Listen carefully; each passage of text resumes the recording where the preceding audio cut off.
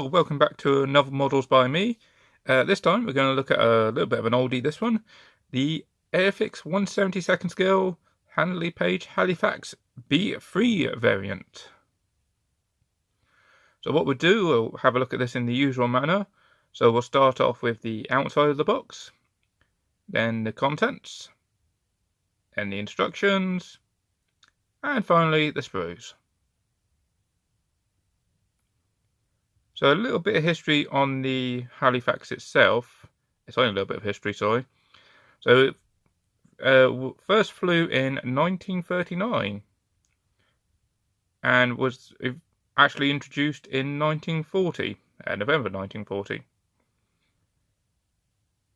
Ironically, this is the bit I didn't realise, was it was actually entered into the same specification as the Avro Manchester, which, as discussed before, was the Lancaster's predecessor. And then afterwards, the Halifax, along with the Lancaster, and then the Stirling,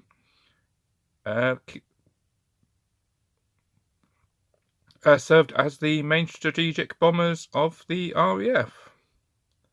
And eventually, the last service to retire these was the Pakistani Air Force, which retired these in 61 or 63. I think it was 61. So not too bad, actually. So yeah, let's have a look at the outside of the box.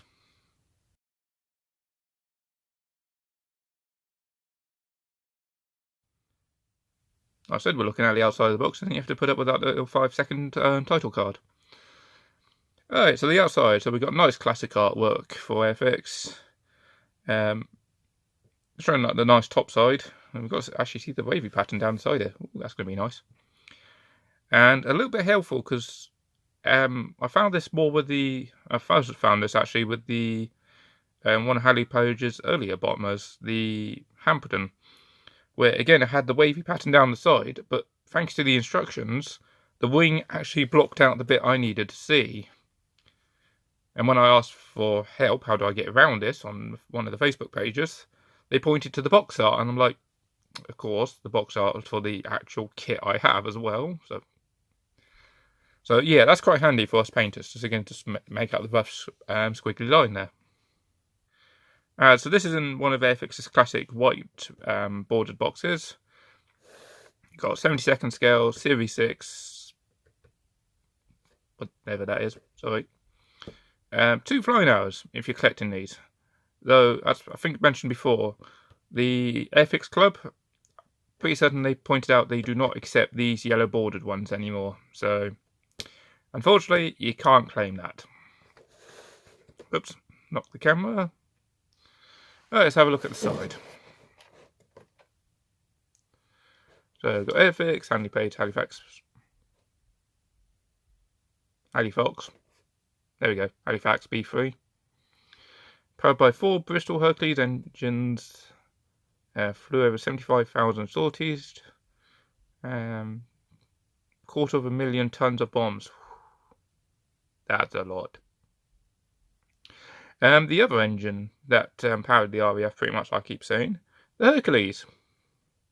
I know there's a few others, but it always seems to be the Merlin or the Hercules. Or the Griffin. Got the box art there. Again, that's quite nice.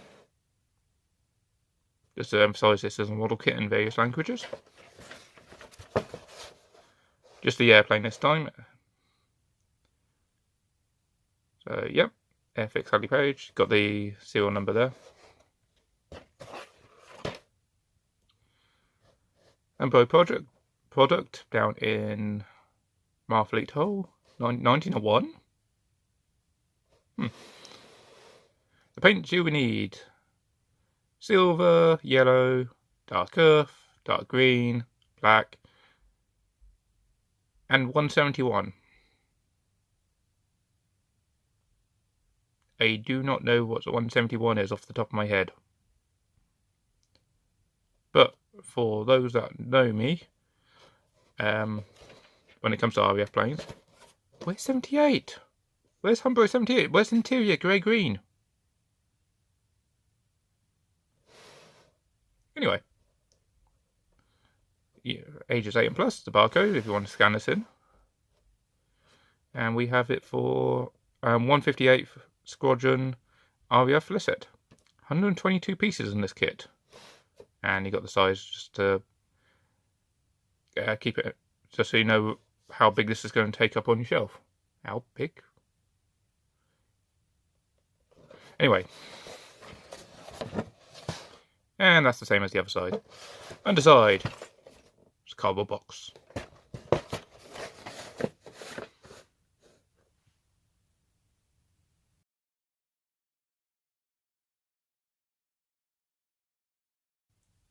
Contents. It almost sounds like a Lego kit. I don't know if that quite come to do that. Let's have a look. How much of this is loose? Not a lot of it. So we have instructions, and it's bagged. You can say it's bagged. Most of it is. All the pieces in there. I'm going to put that in the lid out of the way so I don't lose any. What else have we got in here? A couple pieces that fell off. What have we got here? Propeller. Aileron. Sprue.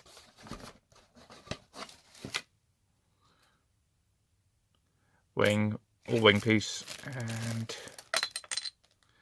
oh, even the clear plastic is falling out. What fell out? Oh, that's the nose dome. Probably one of the most important parts of this plane. Put it out of the way. And then the decals. As I said, there's only one variant, and being the early Airfix style, not a lot on there. But equally, separately... oh, that's not well printed there. The blues are leaked through there. But yeah, oh, the C, you got... oh no, so that's all one decal there. I'm so used to the newer ones where it's 3 separate decals. But yeah, just one decal there, and you have to put the red dot into the middle. Almost like a game as a bullseye, see if you can get that dead on in the middle. And it really for... oh, they do a flash server, so they actually remove it for you. Probably not what I think that is. Yeah, there's an extra bit of sprue in there. Okay, instructions.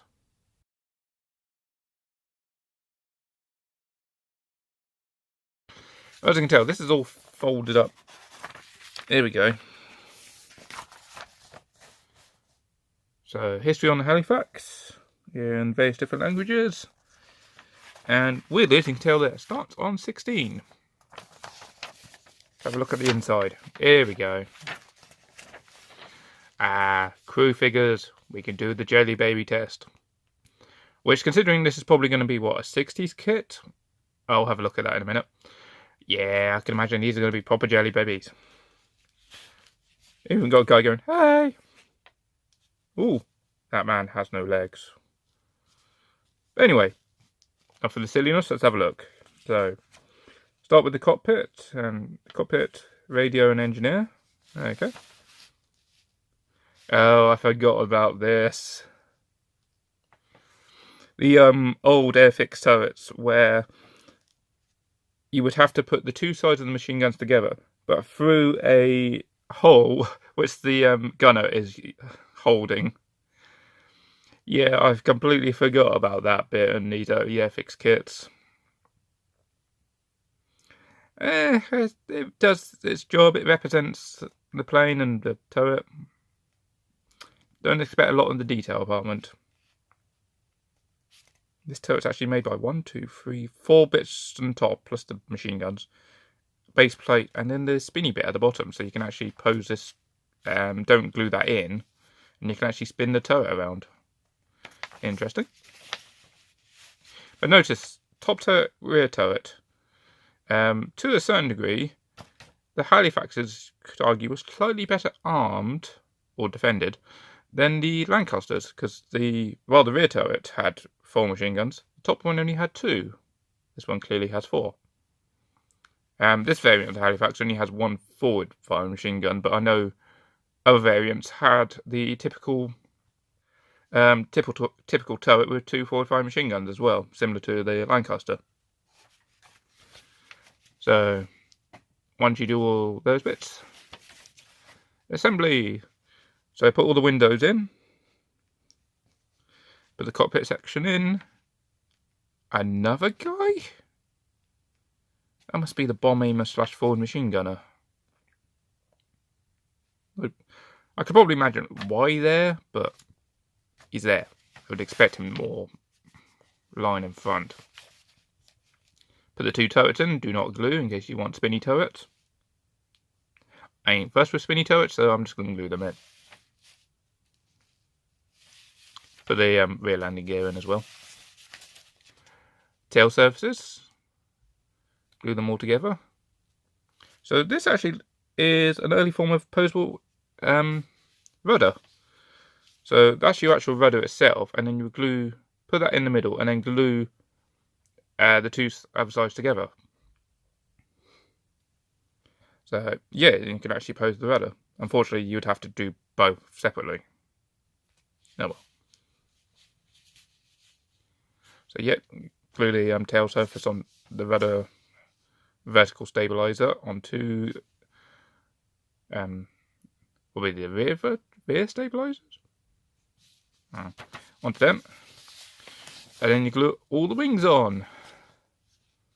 So tail surfaces, the ailerons, wings, control surfaces there. Somebody at one point will tell me what all these bits are, and I'll point out all the mistakes I keep saying. Upper windows, cockpit, put all canopy even, put them all on. And then the engines. So starboard and port. So this will be all the landing gear bits. So you have to put in to disguise the fact it's a big empty nacelle. So it's 8, 9, 10, 11. Where's 12? Oh, there's 12.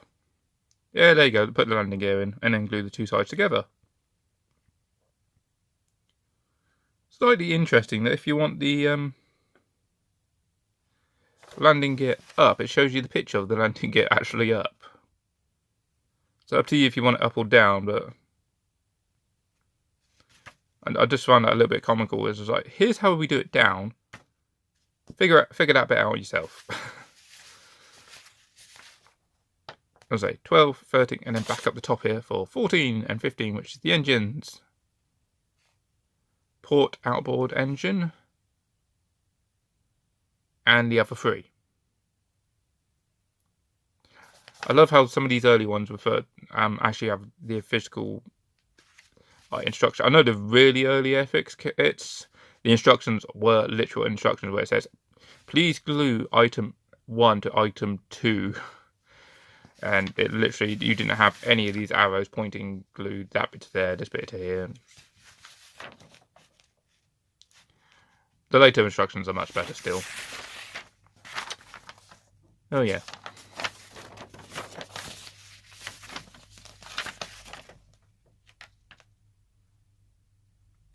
Sorry, just checking the time. Oh, glue all the engines on and the nacelles. Air intakes. There is a front gunner bomb aimer. Or is that 2 separate people? So these only have RAF bombers normally only have the 1 pilot, which is on the left. They don't have co-pilots. It's an engineer, flight engineer, which is normally on the right. So we got. Oh, I'll flip back to the instructions here. So pilot would probably be the engineer, or is he the engineer? Is one of these a bomb aimer because he's the radio operator? Top machine gunner, rear machine gunner.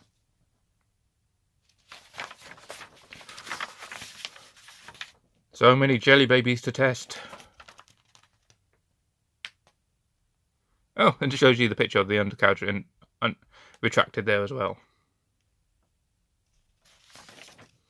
Right, now here's a little bit of the irony. So, the paint guy. So, okay, yep. Typical classic where different patterns for different colours and you just correlate to down here. So, if I lay this down. So, you got M5, M6, M17, dark green, black, light brown? That's probably what it was called once upon a time. And at the top here, Airfix paint notes, M1, M5, M6. That's the thing that was missing. Nothing on the interior on what to paint the colours. The older generation will definitely know these colours. Before Umbro swapped over to just the numeric system of 1, 2, 3, etc.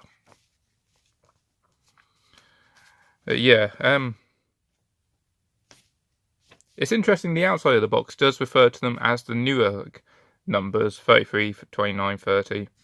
Was here we got M5, M6 and M17. So, interesting. Yeah, we got all the decals there. Several of them. A couple of extra ones here as well. M1, G8. Must be metallic. Because that'll be the exhaust ring around the front, and then the irony being the exhaust is a different colour as well. But that's M, whereas the outside's G.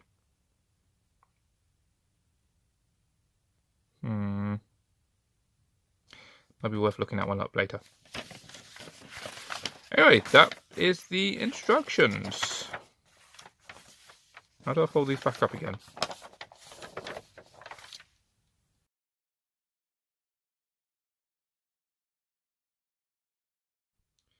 Sprue. So I had a quick peek, and it is a 1961 kit. So let's have a look how this kit survived all these years with the random propeller that fell off.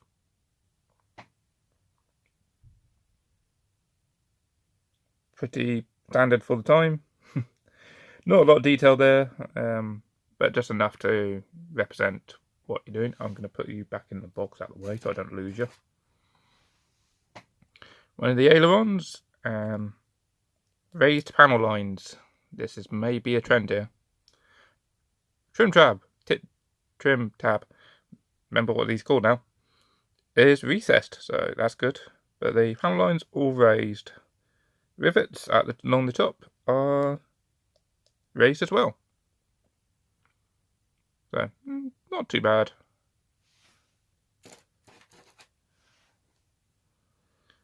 Bendy bit of plastic. That's going to take some fun bending it back.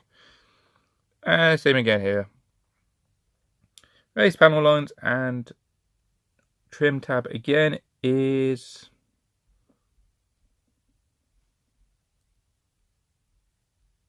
it's not recessed. It's not raised either, but there is a very distinct line there.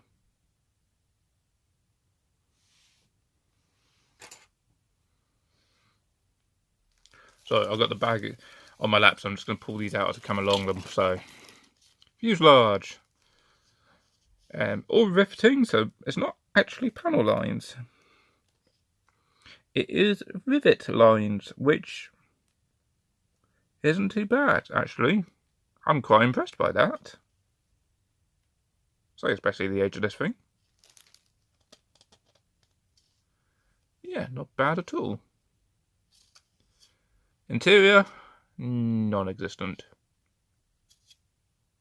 In case you're wondering, that would have a radar in it. Until somebody points out it's not a radar.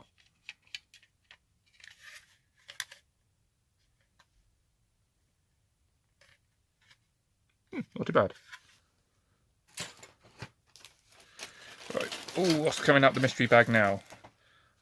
Something else that fell off the sprue. Oh no, they're not connected to sprues. Oh. Wings!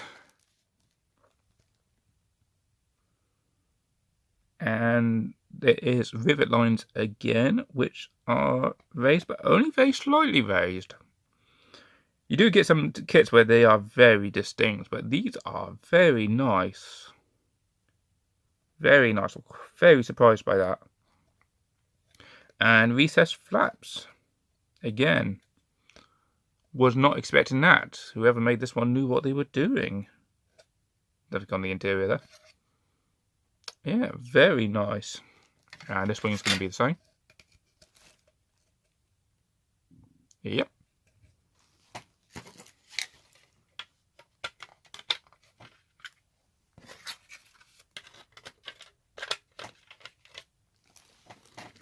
There you go. Now you can't say I don't do build videos.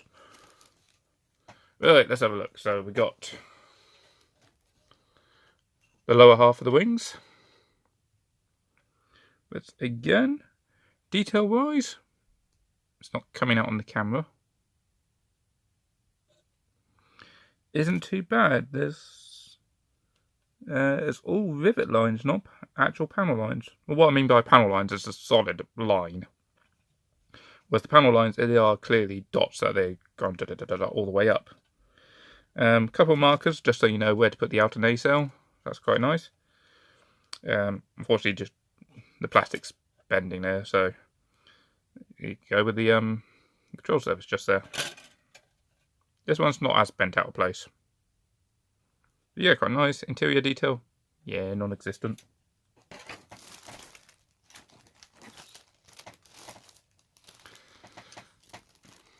We have 3 out of 4 engines. Oh, is the 4th one in there somewhere? Yeah, the 4th one's in the bag. So, engine detail. Not that you can quite see it. You're going to focus? Don't focus on the plane in the background. There we go. That's what it is. That's quite nice. You see the center head, you can see some of the piping, some of the cooling rings around them. So, yeah, quite nice. Rivets on the tail, quite nice again. Machine guns. There's the Vickers K, or Lewis K. Quite nice. And machine guns, yeah, you got the flash hiders on there. I honestly thought for a minute then, whoops, I'm about to lose this another engine. That piece had broken, but it's not. It's just bent over, and the other bit's there. But yeah, I'm generally quite impressed by this kit. We'll come back to the jelly babies in a minute. Engine nacelle, the first one we've come across. A bit flashy. Landing gear is very flashy. And not too bad. And oh, there we go. We got a panel line. There you go, solid panel line. Right, let's have a look at the pilots. So we got the gunners.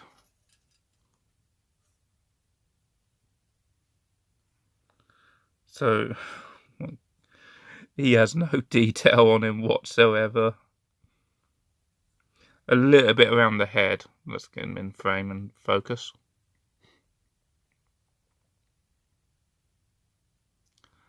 Oh, he is a jelly baby, that one. The half a gunner. Again, basic level. Yeah, he's a jelly baby. Not a lot of detail there. Right, the legless pilot and the... One of those is the flight engineer. I have no idea who the other guy is. Just having a look at the sprue at the same time as the camera. And... not too bad. What has it got? Gordon on the end there. The irony being the pilot has no legs, and you would have thought he needs them to operate the rudder. But did they just have the same guy and just put him in 3 separate slots? Because okay, you got the life jackets, the life vest underneath, but then you got this bit in the middle here. Are they all wearing the exact same scarf in the exact same position? I would assume they're scarves because right at the bottom here, on the camera it's coming out a bit different, but actually on the sprue, there are like little faint lines, like the tassels or something on the end of a scarf you'd find. So, interesting. I'll come back to them. The guy that's randomly going, hi. Oh, God. I don't think I can quite call him a jelly baby. A melted one, maybe. Whoops. I'm about to lose an engine, so... I will say I'm trying to get the detail for you. What detail? He has got a mask. I don't know if you can... That's coming out on the camera. There you go. Take him away. You can just about make out the mask there, but... My God, there is no... He was a jelly baby that flew too near to the fire. Also, too close to the engines. The front gunner...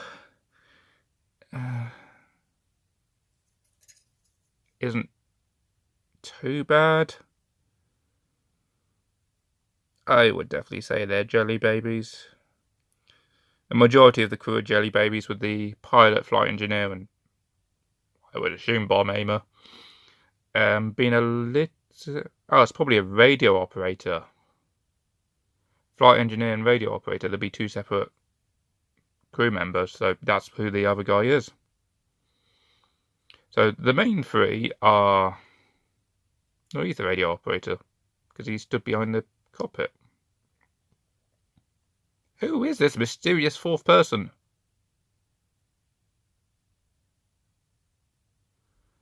Back to the subject at hand. Yeah, they're jelly babies. Last sprue. How many of these are going to fall to pieces on me? Yeah, come out.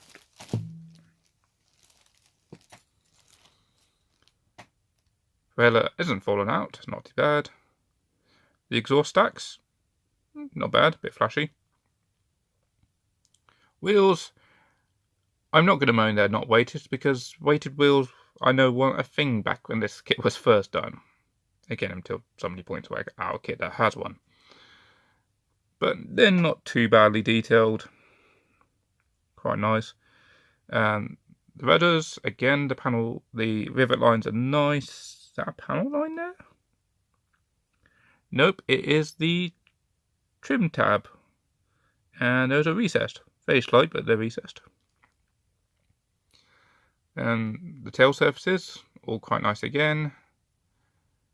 The big main nacelle. And that's a panel line there. Which is all raised. More of the landing gear. Not very well detailed. There's no suspension stuff or anything on there. But, oh well. Some bits for the cockpit section. Absolutely no detail on there whatsoever. And the control surface, the stick. Control column, that's the word I'm looking for. More flash. Not too bad. That's the top machine gun turret. Or is it the top machine gun bin?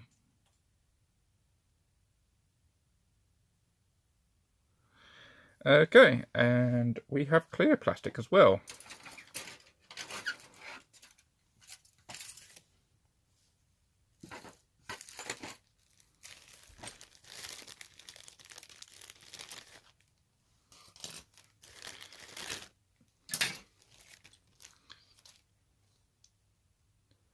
So we've already seen the front nose piece. That's not too bad. It contorts the detail a lot, unfortunately. So it's quite thick. It's clear, but it's going to contort any detail you can put on the interior of this. Just drop it. So yeah, not too bad. The panel lines are, or the frame lines, they're they're just marked out by two thin lines on the outside. You can quite make out the middle bits there, where it's just like train tracks. You've got two lines going that way and then two lines going that way, and they do cross over. Not great, unfortunately, but I'm guessing the clear plastic at the time couldn't do like the raised panels that well. A bit of a shame. You're definitely going to have to take your time with painting up these bits. One of the machine guns. I think that's probably going to be the top. That's going to be the rear one. That's the top one. Windows. Got little dimples all on the middle. Rest of the windows, not too bad. They're clear, but you're not going to say it's thick enough. You're not going to see anything through them. Right. Let me bag and box all this lot back up again. Make sure I haven't lost any pieces. And final thoughts. Yes, I've got to disassemble the Halifax. Of course, as I bag it up and put it in the box, the wings decide to go in a completely opposite direction to the rest of the stuff. So, final thoughts. I'm pleasantly surprised by this kit, actually. Normally when I look at the classic Airfix and like the frog kits, some of them are actually older. Normally I expect to see raised panel lines everywhere, detail bare minimum. It's like, here's a representation of the plane, have fun. This I'm pleasantly surprised with. Okay, the interior detail is non-existent. That bit I'm used to.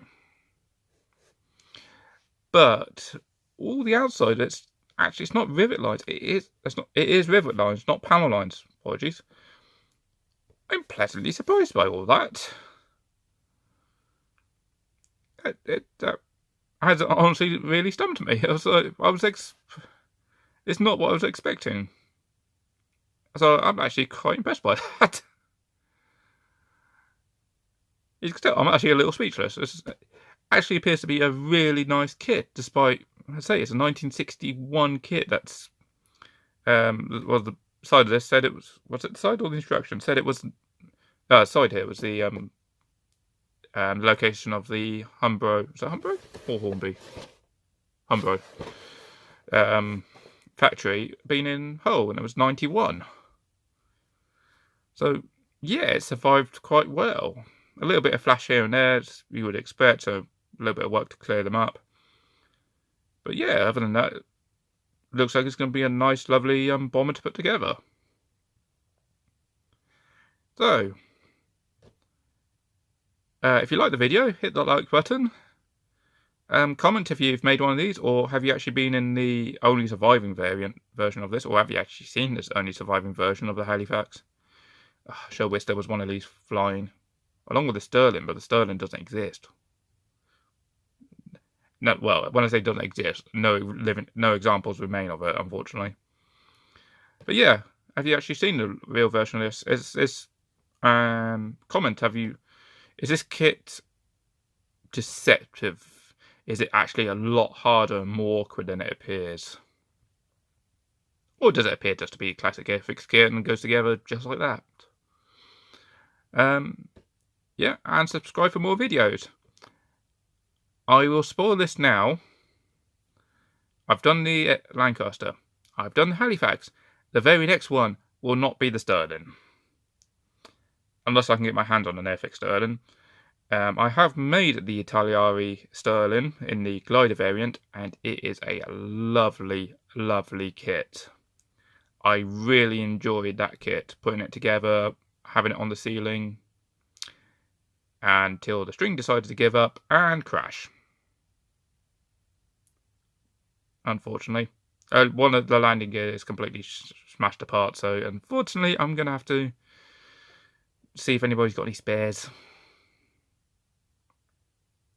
So yeah, unless I can get it between when I've recorded this video and by the time it actually goes up on YouTube, unless I can get my hands on a Italiari Sterling or an Airfix one, you're not going to see a short Sterling, I'm afraid. But subscribe for more anyway. You never know, I might actually get one. Bye.